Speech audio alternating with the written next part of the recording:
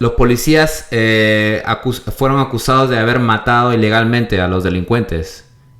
Sí, mira, el Escuadrón de la Muerte, que fue un caso judicializado que terminó en condena, bueno, continúa, ¿no? Pero tiene una condena de 30 años a todos los involucrados. El caso es que había una línea de mando desde la cabeza, desde el ejecutivo, desde el ministro, que era Lucho Alba Castro, trujillano, bueno, mochero. En el mando seguía Octavio Salazar, director de la policía. En la línea sucesiva era el general de la Libertad, que era Raúl Becerra, y abajo era el coronel, bueno, en ese entonces comandante Lidio Espinosa. Y después... ¿Qué año es este? Ese estoy hablando 2008, 2007, 2008. Ya, gobierno aprista. Pero eso comenzó en 2005, 2006, ¿no? En la época, 2006, ¿no? En la época del gobierno de Alan García, el segundo. Ya. Ahí se arma y comienzan a eliminar delincuentes, ¿no? Matan. El error, o entre comillas error, es que matan a un inocente.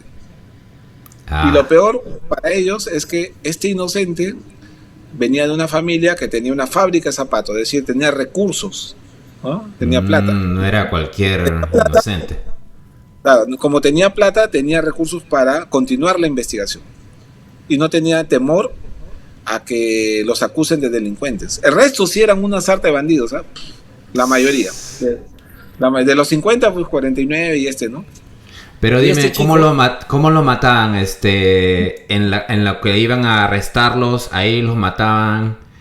O Mira, iba un tiroteo, o era como los fusilaban, no sé, cómo.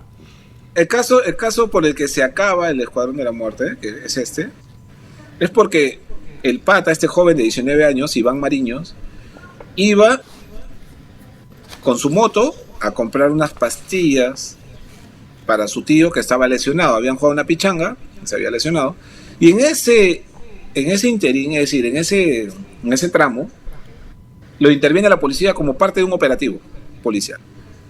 Lo intervienen, lo detienen, el pata de 19 años, lo suben a la camioneta policial, porque eran camionetas, y lo intervienen y se lo llevan a la comisaría. Pero en ese trayecto suben a 3 más, esos bandidos, de 3 más bandidos, esos sí eran bandidos. Se lo llevan y ahí hay un testigo, ¿no? Porque en la intervención, es decir, en esa intervención que se da en la noche, los llevan a la comisaría y luego aparecen muertos. ¿Y cuál era la versión policial? Era que en la intervención dispararon contra los policías y los policías en defensa habían disparado y los habían matado a todos. Lo raro es que eran 4 delincuentes contra casi 15 policías en 2 intervenciones. Era como que los policías se defendían de estos delincuentes, pero cuando les buscan las pruebas, es decir, las armas que tenían estos supuestos delincuentes, eran un arma hechiza, o sea, un arma así, un encendedor de pistola y era un cuchillo.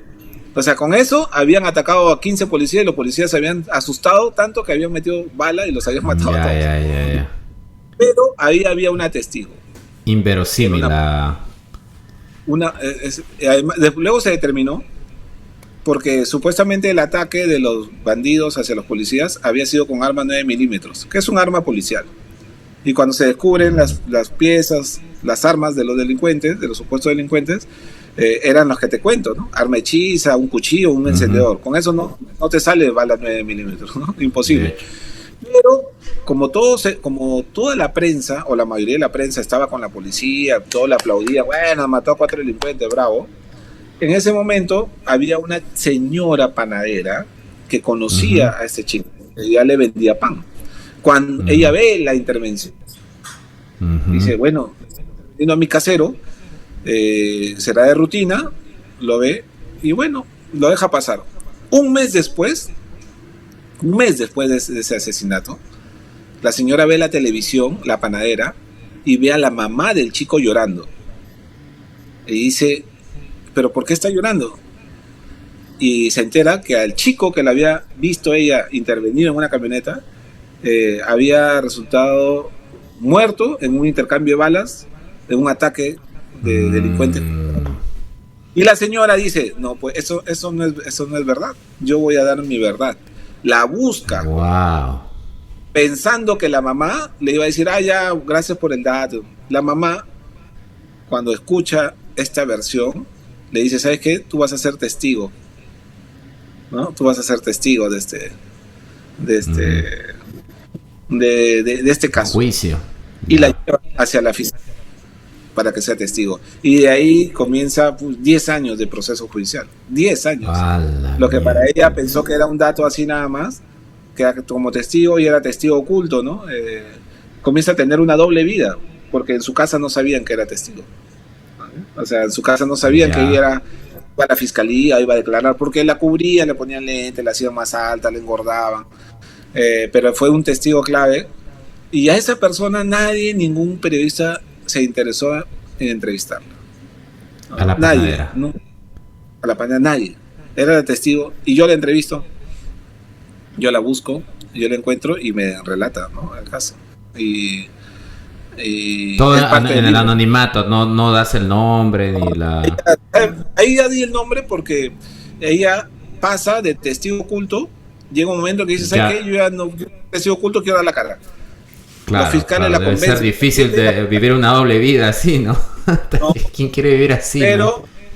Pero el relato, lo que cuenta, o sea, nadie lo sabía, ¿no? O sea, en el libro se habrán enterado su familia y todo. La familia se entera viendo la televisión, ¿no? Ven que sale la chica y ella tenía 2 niñas y encima se estaba enfrentando a policías, ¿no? Policías en actividad.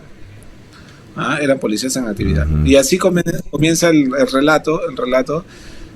Son 7 relatos que tienen que ver con la historia, porque también había lo otro, es decir, los policías no solamente mataban, sino también cobraban para que tú aparezcas muerto, pero en realidad estabas vivo, es decir, te hacían pasar por muerto también. ¿Cómo es esto? ¿Cómo es esto? Sea, por ejemplo, tú eres el policía, ya. Cuéntame. Tú eres delincuente. Y han pedido tu cabeza para que te maten, ¿no?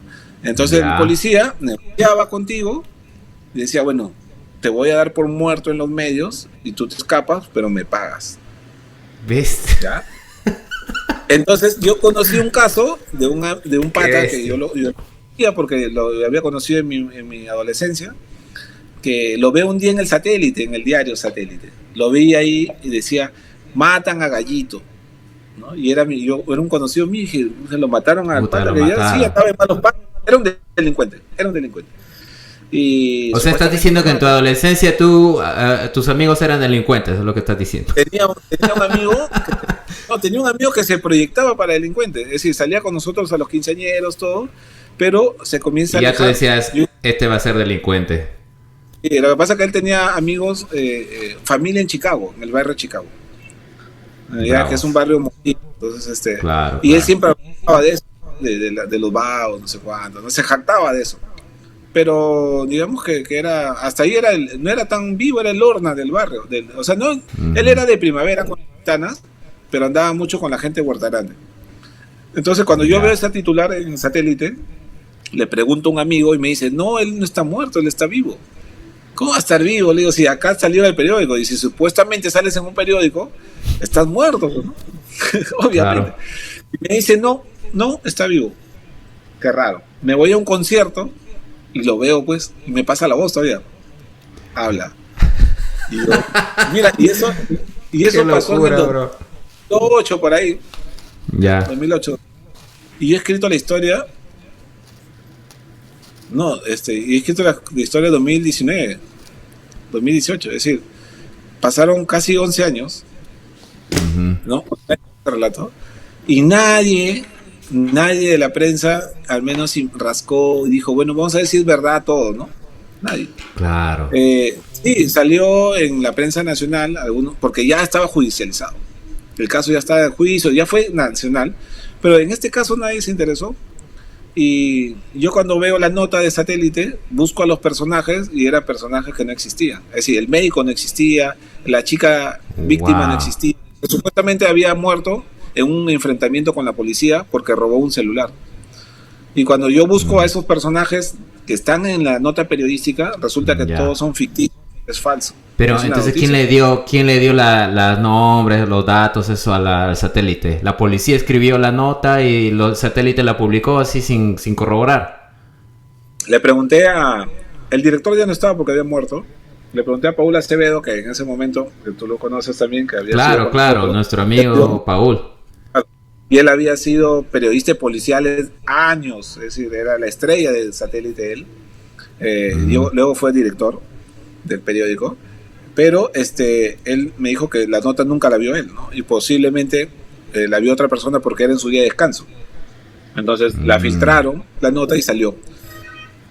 Pero, ¿por qué lo buscaban a este pata, a este delincuente? Porque él tenía una banda con unos sujetos de Chicago que no solamente asaltaban y desvalijaban casas, sino también violaban a los ocupantes.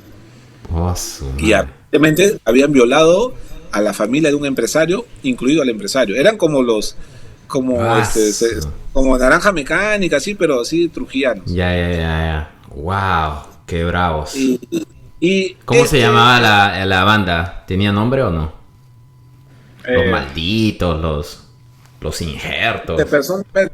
No, pero ahí son el Gordo Piero, el Negracho y Gallito. Son 3 de la banda, ¿no? No me acuerdo el nombre, si tenían un nombre, pero el Negracho. Incluso Negracho, porque había el Gringallo también, ¿no? Negracho, Gordo Piero y el Gallito. Y resulta que el empresario va y denuncia ante la policía y pide su cabeza de la banda de estos 3 forajidos. Matan a 2 en situaciones sospechosas porque ya estaban rendidos los delincuentes, pero los matan. Y el tercero era Gallito, que apareció muerto en el periódico, pero no estaba muerto. Al final, con el que negociaron. Cuando yo le hago una revisión, él había estado por Huancayo y luego estaba en Argentina, ¿no? Mi libro lo publico en octubre para la Feria de Libro y él muere en noviembre. ¿Murió? Recién. Lo mataron en Argentina, ahí sí murió.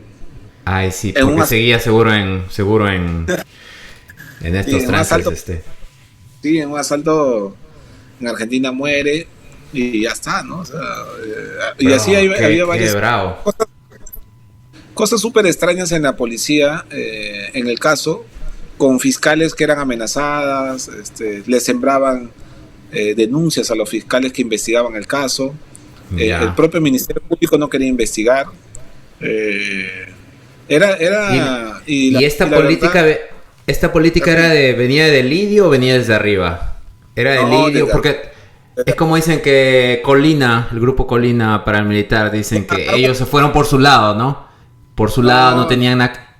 Esto venía de arriba.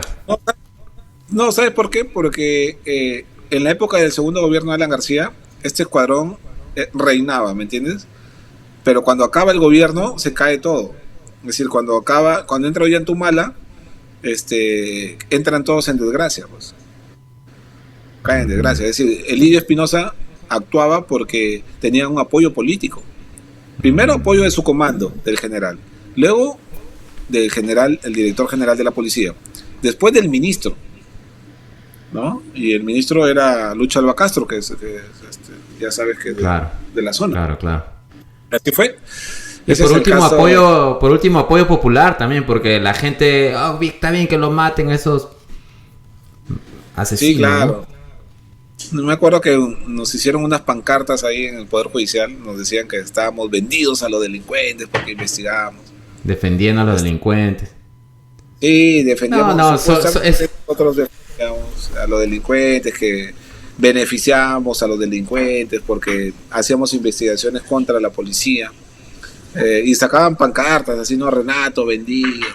No. Luego me enteré cuando estabas metido en esto... No, dime, cuéntame. ¿Te enteraste qué? No, me enteré que el Lidio Espinosa, porque llega a ser alcalde... Justamente porque la gente dice, este huevón tiene los huevos puestos, va a acabar con la delincuencia, y los trujillanos lo eligieron presidente. Alcalde. Así es, eligieron alcalde.